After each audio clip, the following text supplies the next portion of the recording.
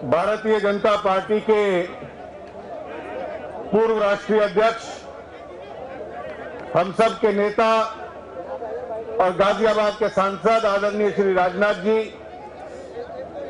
प्रदेश अध्यक्ष श्री सूर्य प्रताप शाही जी, राष्ट्रीय उपाध्यक्ष श्री मुख्तार अब्बास नकवी जी, श्री रमापति राम त्रिपाठी जी, जनता दल यू के हमारे साथी और महासचिव श्री केसी त्यागी जी, भारतीय जनता पार्टी के अन्य नेतागण और मित्रों, सर्वप्रथम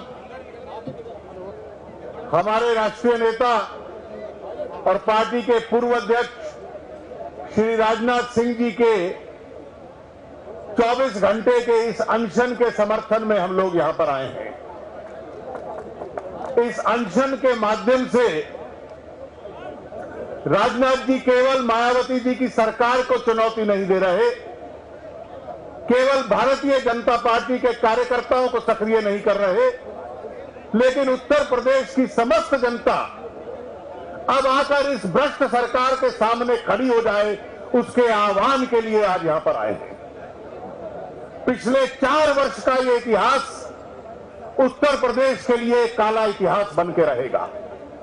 ये काला इतिहास बन के इसलिए रहेगा कि उससे पहले जब समाजवादी पार्टी की सरकार थी तो उसको एक बहुत भ्रष्ट सरकार माना जाता था। उस भ्रष्टाचार के खिलाफ, उस सरकार में जो आतंक था, जो गुंडागर्दी थी, उसके विरोध में जो चुनाव हुआ, उसमें से बसपा की ये सरकार पैदा हुई थी। लेकिन ये कहने में मुझे संकोच नहीं है कि उत्तर प्रदेश के इतिहास में इससे ज्यादा अहंकारी और भ्रष्ट सरकार आज तक नहीं रही है।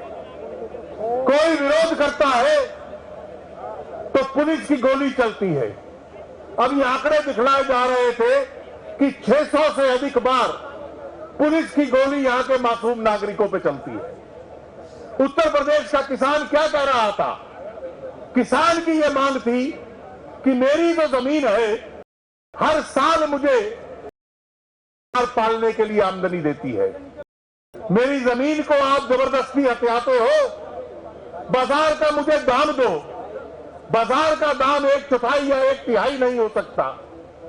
दुनिया के अंदर जब कभी किसान की जमीन को लिया जाता है तो आज ये कल्पना हो चुकी है कि केवल जमीन का, बाजार का मुआवजा नहीं मिलता, उससे थोड़ी रकम ज्यादा नहीं मिलती, लेकिन किसान और उसके परिवार का भविष्य क्या होगा, इसकी चिंता की जाती है।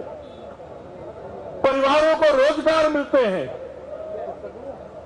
विकसित किए हुए प्लॉट उनको आवंटन होते हैं, लेकिन इसके संबंध में कोई चिंता उत्तर प्रदेश में नहीं है। हमारे कांग्रेस के साथी यहां मगरमच्छ के आंसू बहाने के लिए उत्तर प्रदेश आते हैं, लेकिन इस कानून को बदलना तो उनके हाथ में है। कितने साल से मंत्रिमंडल का समूह बैठा हुआ है कि इस कानून को बदलो ताकि किसान को थोड़ी सी राहत मिल पाए, किसान को अच्छा दाम मिल पाए, किसान की भूमि जबरदस्ती उसकी मर्जी के बगैर ना ली जाए। लेकिन एक के बाद एक आज 7 साल पूरे हो गए यूपीए की कांग्रेस की सरकार को, लेकिन किसान की जमीन के संबंध में उसके भविष्य का क्या फैसला होगा, केवल ये तय नहीं हो पाया। मैं ये कहना चाहता हूं, ये दिखावे का विरोध नहीं है। कांग्रेस पार्टी दिखावे का विरोध करती है। इतिहास देखिए क्या है। पिछले 3 साल में कितने ऐसे अवसर आए कि कांग्रेस की दिल्ली की सरकार गिरने की कगार पे आती थी। उत्तर प्रदेश की ये 2 दल, बहुजन समाज पार्टी और समाजवादी पार्टी, उसकी मदद करने के लिए आ जाते थे। न्यूक्लियर समझौते का जब फैसला होना था और अविश्वास प्रस्ताव संसद में था और लगता था कि वामपंथियों ने समर्थन वापस ले लिया, कांग्रेस की सरकार गिर जाती, लेकिन एकाएक एक रात अपनी भूमिका बदलकर समाजवादी पार्टी कांग्रेस के समर्थन में खड़ी हो गई। पिछले वर्ष लोकसभा के अंदर बजट पारित होने के दौरान जब कट मोशन आया और लगा कि कांग्रेस का बहुमत केवल 3 सदस्यों का रह गया है, तो बहुजन समाज पार्टी कांग्रेस के समर्थन में खड़ी हो गई। पब्लिक अकाउंट्स कमेटी अपने डॉक्टर मुरली मनोहर जोशी की अध्यक्षता में है। इस देश का सबसे बड़ा घोटाला, जिसको 2G का स्पेक्ट्रम घोटाला कहते हैं, 1,76,000 करोड़ रुपया जिसमें नुकसान हुआ इस देश की जनता का, जब उसकी रिपोर्ट बनाने की बात आई तो कांग्रेस के समर्थन में कि सच्चाई ना बाहर आ पाए, बसपा और सपा दोनों आकर खड़े हो गए। मित्रों, कल 5 विधानसभाओं के चुनावों के परिणाम भी आने हैं।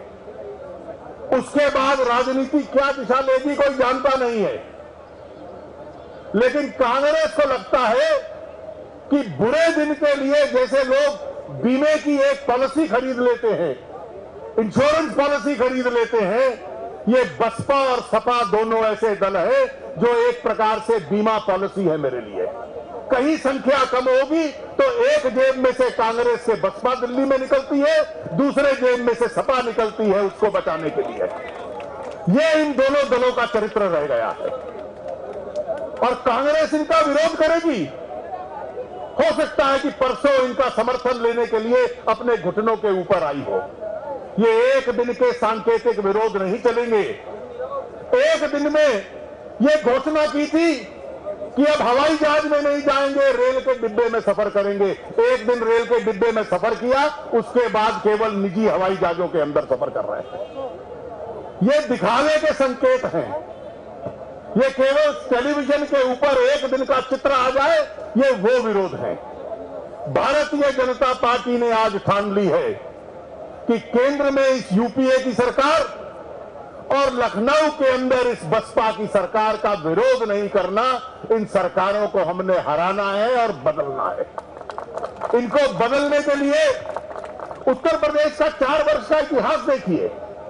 जहां विरोध होता है वहां गोली चलती है। कोई विरोध करने के लिए आता है तो उसको उठाकर बाहर ले जाते हैं। कल कांग्रेस को बड़ी तकलीफ होगी कि आपको पकड़ लिया और उत्तर प्रदेश दिल्ली की सीमा पर छोड़ आए आपके नेताओं को, पर वो तो कांग्रेस और नेशनल कॉन्फ्रेंस की सरकार थी जिसने जम्मू में सुषमा जी को और मुझे घुसने नहीं दिया और ठीक हमारे साथ यही आचरण किया। जम्मू से उठाकर हमें पंजाब की सीमा पर छोड़ आए थे। ये तो कांग्रेस खुद करती है, जो कांग्रेस के नेतृत्व के साथ कर बसपा ने किया। ये तो कांग्रेस के द्वारा दिखाया गया रास्ता है बसपा का, जिसको बसपा ने अपनाया। ये 4 साल की बसपा की सरकार देखिए, भ्रष्टाचार की सीमा बढ़ चुकी है। आज कोई उत्तर प्रदेश में निवेश करने को तैयार नहीं है। कानून व्यवस्था टूट चुकी है। अपराध और विधायकों और मंत्रियों द्वारा अपराध और किसानों के ऊपर जुल्म करने वाली ये सरकार, व्यापारियों के साथ अन्याय करने वाली सरकार कि कोई व्यवसाय करने में भी अपने आप को सुरक्षित महसूस नहीं करता। ऐसी सरकार का विरोध करने के लिए माननीय राजनाथ सिंह जी ने आज पहल की है। हम सबके से भगाई के और समर्थन के वो पात्र हैं। पूरी भारतीय जनता पार्टी, पूरा एनडीए और उत्तर प्रदेश की समस्त जनता उनके इस विरोध के पक्ष में अब खड़ी होगी और अंत में इस भ्रष्ट सरकार को लखनऊ से हटाएगी। इस उद्देश्य के साथ हम यहाँ आए हैं। आप इतनी गर्मी में इतनी बड़ी संख्या में हमारे बीच में आए हो, आप सबका धन्यवाद और बहुत बहुत आभार।